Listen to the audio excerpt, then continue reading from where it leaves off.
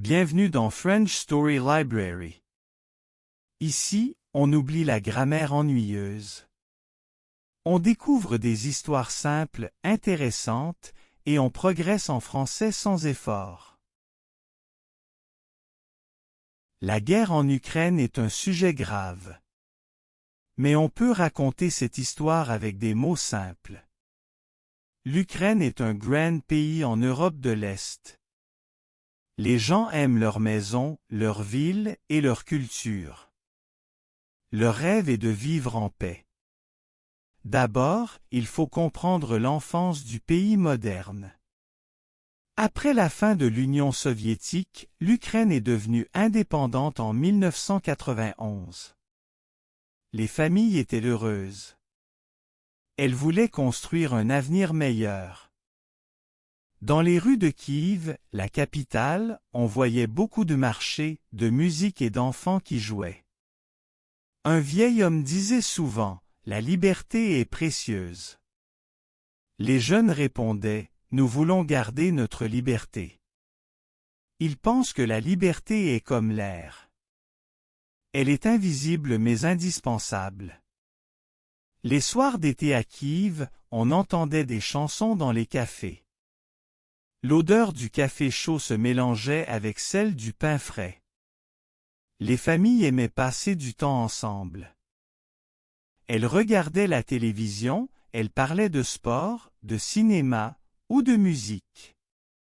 Ensuite, l'Ukraine a connu des moments difficiles. Le pays devait trouver sa place entre l'Est et l'Ouest. Certains voulaient aller vers l'Europe. D'autres voulaient rester proches de la Russie. Ce choix était compliqué. Les discussions étaient bruyantes, parfois calmes, parfois inquiètes. Un jeune étudiant disait, « Nous devons choisir notre chemin », une fille répondait, « Oui, mais c'est difficile ». Ils pensent que l'avenir n'est jamais facile. Plus tard, en 2014, la Crimée a été prise par la Russie. Beaucoup de gens étaient tristes. Ils disaient, « C'est notre terre, c'est notre histoire ». Les rues de Kiev étaient pleines de drapeaux jaunes et bleus. Les couleurs étaient fortes, comme une promesse. Dans les marchés, on sentait toujours l'odeur des fleurs et des fruits. Pourtant, derrière les sourires, il y avait de la peur. Les gens savaient que des conflits pouvaient commencer. Un vieil homme regardait encore la télévision chaque soir. Il disait, « Je veux la paix, pas la guerre ». Ses voisins répondaient, « Nous aussi ». Mais les bruits de la guerre venaient déjà de l'Est. En 2022, une grande attaque a commencé. Beaucoup de villes ukrainiennes étaient bombardées. Les sons étaient forts et terrifiants. Les vitres tremblaient, les maisons brûlaient. Les gens devaient courir, se cacher, chercher un endroit sûr. Une mère criait, « Vite, prends ton sac ». Son fils répondait en larmes, « Maman, j'ai peur ». Il pense que la peur est trop grande pour un enfant. Malgré la douleur, l'Ukraine ne voulait pas céder. Les hommes et les femmes voulaient défendre leur maison. Ils disaient souvent, « Nous aimons notre pays ». Dans les rues, on voyait des soldats, des drapeaux et aussi des volontaires qui donnaient de la nourriture. Un garçon donnait du pain à un soldat. Il disait, « Merci d'être là ». Le soldat répondait, « Merci de ton courage ». Il pense que la solidarité est une force. Chaque jour, les gens espéraient un avenir meilleur. Ils savaient que la guerre était longue et difficile. Mais ils voulaient croire en la paix. Les mois de guerre passaient.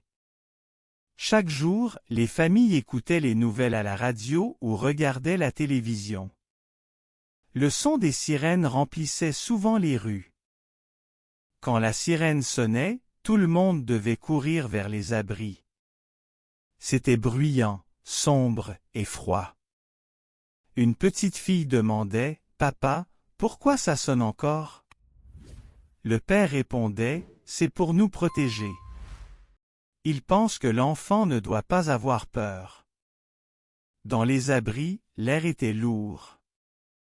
On sentait la poussière et l'humidité. Les enfants dessinaient sur des feuilles pour oublier le bruit au-dessus. Les mères donnaient des biscuits, les pères parlaient doucement pour calmer les petits. Pourtant, malgré la guerre, la vie continuait. Les écoles essayaient d'enseigner en ligne. Les professeurs disaient souvent, il faut apprendre même en temps difficile. Les enfants répondaient, oui, nous voulons savoir.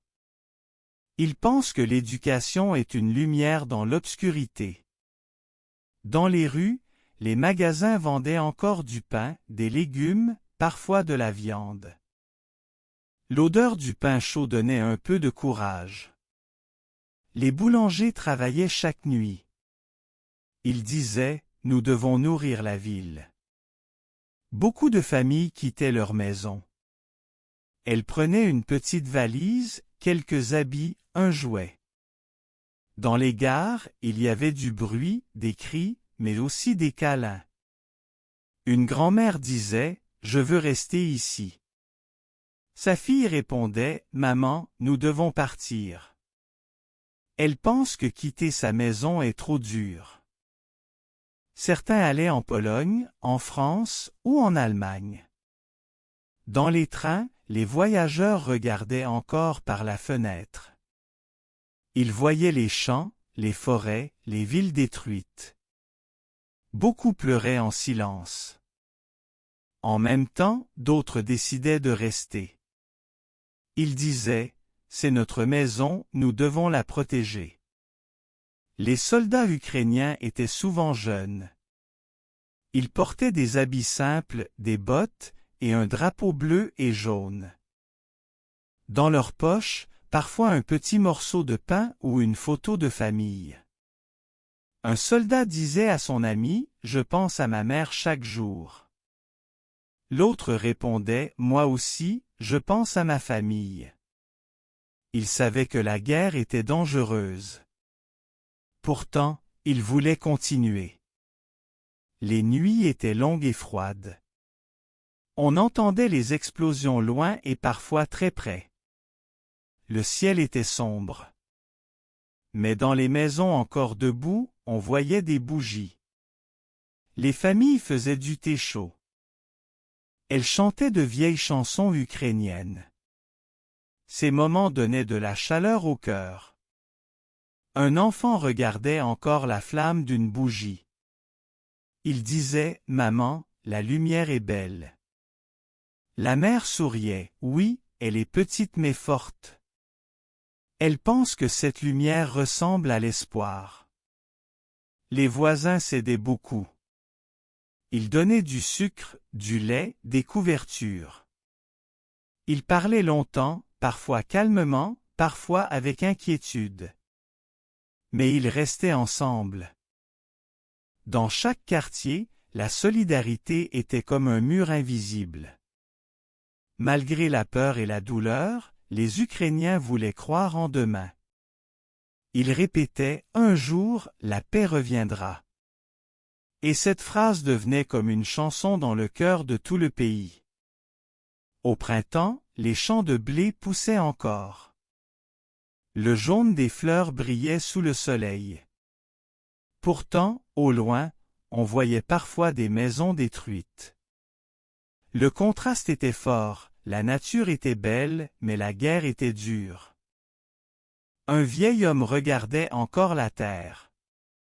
Il disait souvent, « Cette terre nourrit nos familles. » Son petit-fils répondait, « Oui, grand-père, nous devons la protéger. » Il sentait l'odeur légère de la terre humide après la pluie. Dans les villes, les marchés réouvraient petit à petit. Les vendeurs posaient des pommes, des tomates, du fromage sur les tables. L'odeur de fruits frais remplissait l'air. Les femmes discutaient, « C'est cher, mais nous devons acheter. » Un homme disait « Oui, mais au moins nous avons encore quelque chose. » Pendant ce temps, à Kiev, la capitale, la vie essayait de continuer. Les tramways passaient, les enfants jouaient parfois dans les cours.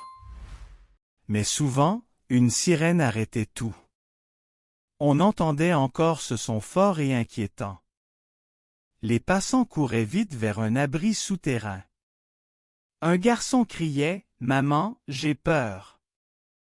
La mère le serrait fort dans ses bras « Ne t'inquiète pas, mon fils. » Elle pense que la tendresse est plus forte que le bruit. Le président Zelensky parlait souvent à la télévision. Sa voix était grave, son visage sérieux. Il disait « Nous devons rester unis ». Beaucoup de gens regardaient encore son image à l'écran. Ils pensaient « Il est fatigué, mais il continue ». Dans les villages, les cloches des églises sonnaient encore. Le dimanche, les familles priaient ensemble. L'odeur des cierges brûlés remplissait l'air calme. Un prêtre disait « La paix reviendra ». Les fidèles répondaient « Amen ». Un jour, une petite fille donna une fleur jaune à un soldat. Elle dit « C'est pour toi ». Le soldat sourit et mit la fleur dans sa poche. Il pensa « Cette petite chose me donne beaucoup de force ». Dans les maisons, les repas étaient simples, soupe chaude, pommes de terre, un peu de pain. Mais chaque repas partagé donnait du courage. Une mère disait « Mange, il faut être fort ». Son fils répondait « Oui, maman ». La musique avait aussi une place importante. Dans certains cafés encore ouverts, des musiciens jouaient du violon ou de la guitare. Le son doux remplissait la salle. Les gens fermaient les yeux, respiraient, et oubliaient un instant la guerre. Un homme disait « Cette chanson me rappelle mon enfance ». Une femme répondait « Oui, la musique nous aide à tenir ». Il pensait que la culture était comme un refuge. Chaque jour apportait des défis. Pourtant, les Ukrainiens continuaient. Ils regardaient encore le ciel, même s'il était parfois noir. Ils disaient « Nous voulons voir la lumière demain ». L'hiver arriva vite. Le vent était froid et la neige couvrait les toits. Les rues étaient parfois calmes, parfois bruyantes avec le passage des camions. Les enfants regardaient encore par les fenêtres. Ils disaient souvent « Quand est-ce que la paix revient ?» Dans une petite maison, une famille se réchauffait autour d'un poêle. L'odeur du bois brûlé remplissait la pièce. Le père mettait une casserole de soupe chaude sur la table. La mère disait « Mangeons ensemble ». Les enfants répondaient « Merci, maman ». Au dehors, les soldats passaient encore dans les rues. Leurs pas lourds résonnaient sur la neige. Une vieille femme leur donnait du pain chaud. Elle disait « Prenez, c'est peu, mais c'est avec mon cœur ». Les soldats la remerciaient avec un sourire fatigué. À Kiev, les lumières s'éteignaient parfois à cause du manque d'électricité. Les habitants allumaient des bougies. La flamme légère éclairait les visages. Un garçon regardait encore la flamme et pensait « C'est petit, mais ça fait chaud ». Sa sœur dit doucement « J'aime la lumière, même si elle est faible ». Dans les abris souterrains, les familles attendaient en silence. On entendait les bruits lointains au-dessus. Un enfant demanda « Papa, est-ce que nous allons dormir ici encore longtemps ?» Le père répondit « Oui, mais demain sera meilleur ». La solidarité grandissait. Des voisins partageaient leur nourriture. Une femme donnait des pommes de terre, une autre offrait du thé chaud. L'odeur du thé se mélangeait à l'air froid de l'hiver.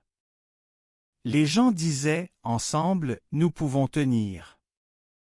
Le président Helensky continua de parler à son peuple et au monde. À la télévision, il disait, nous devons croire en nous. Sa voix portait loin. Beaucoup de gens regardaient encore l'écran et pensaient, il nous donne de la force. Dans une petite école, les professeurs essayaient de continuer les cours. Les enfants lisaient des histoires simples, ils dessinaient avec des crayons de couleur. Le bruit des rires remplissait la salle, même si la guerre était proche. La maîtresse dit, apprendre, c'est important, même maintenant. Les élèves répondirent, oui, madame. Un jour, une femme chanta dans un abri. Sa voix claire résonna contre les murs. Les gens écoutaient en silence. Ils pensaient, cette chanson nous réchauffe plus qu'un feu. La femme dit ensuite, la musique est notre arme douce. Les jours étaient durs, mais chaque petit geste comptait. Un sourire, une chanson, un morceau de pain. Les Ukrainiens pensaient que la vie devait continuer. Ils disaient souvent, rien n'est facile, mais tout est possible. Le printemps arriva enfin. La neige fondit et les arbres devinrent verts. Les oiseaux revinrent dans les parcs. Les gens regardaient encore le ciel et disaient, le soleil revient, peut-être la paix aussi. À Kiev, les cafés ouvrirent de nouveau. L'odeur du café chaud remplissait l'air. Les gens se rencontraient pour parler. Une femme disait, nous avons survécu à l'hiver. Son ami répondit, oui, et nous allons encore continuer. Dans les villages, les habitants plantaient des légumes. Les mains touchaient la terre froide mais vivante. Un vieil homme disait, la terre donne toujours. Les enfants aidaient, ils riaient et couraient entre les rangs. Les soldats recevaient des lettres. Un garçon écrivait à son père, « Papa, je pense à toi chaque jour. Reviens vite. » Le père lisait la lettre sous une lumière faible. Il pleura doucement mais dit à son camarade, « Cette lettre me donne de la force. » Les écoles reprirent plus de cours. Les enfants lisaient, écrivaient, dessinaient. Ils disaient souvent, « Nous voulons apprendre. » La maîtresse répondit, « Vous êtes l'avenir du pays. » Dans les rues, on voyait encore des bâtiments détruits. Les murs étaient sombres et cassés. Pourtant, les habitants mettaient des fleurs dans les fenêtres. Ils pensaient, la beauté doit rester, même au milieu de la guerre. Un jour, une grande réunion se passa à Kiev. Le président Zelensky parla devant une foule. Sa voix était forte et claire. Il dit, nous devons rester unis. Nous devons protéger notre liberté. Les gens applaudirent longtemps. Une vieille femme dit, sa voix nous guide. La guerre n'était pas finie. Mais les Ukrainiens savaient qu'ils devaient continuer. Ils travaillaient, ils chantaient, ils aimaient encore. Une jeune fille dit à son frère, « Rien n'est gratuit, mais tout est possible. » Le frère répondit, « Oui, ensemble nous pouvons. » Chaque jour était une épreuve. Chaque nuit était longue. Mais l'espoir restait. Les Ukrainiens regardaient encore le ciel et pensaient, « Demain sera meilleur. »